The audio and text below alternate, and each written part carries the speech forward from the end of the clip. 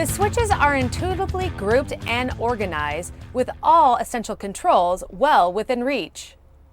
Kenworth offers 3 levels of sturdy dash switches: standard, caged, and shielded, laser etched from the backside so you can't wear off the icons, and color-coded depending on severity. On the left-hand side of the vehicle, you'll find the floodlight switch, ignition switch, cab dimmer switch, a dual switch for dome and footwell lights, and the exterior light self-test switch. The right-hand side is configured for your vehicle needs. On this truck, we have a manual engine fan, traction control for deep mud and snow, and backup alarm disable switch. The lane departure disable switch, a placeholder for a spare switch, DPF regeneration switch, and the hill hold disable switch. The auto start stop enable switch, a spare electric over air switch, and the rear suspension dump switch. Finally, the inner axle diff lock switch and the fifth wheel lock and slide settings.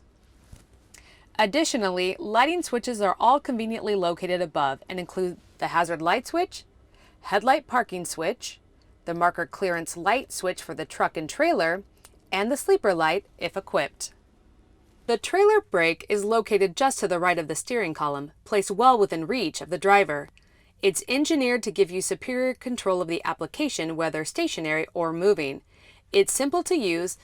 Either squeeze or hold the end, and it will self-return when it's no longer needed. Your Kenworth is standard with automatic temperature controls utilizing sensors in the control head, on the dash, and outside the truck. When the auto button is selected, the blower speed and mode are automatically adjusted to accurately maintain the temperature you set on the dial. When in manual mode, the fan speed is adjusted by rotating the dial. You can select this button to recirculate air from inside the cab, which will manually override the default of using outside air. Adjust the mode dial to deflect airflow where you want it. If your vehicle is equipped with a sleeper HVAC system, press the button inside the dial to activate or deactivate.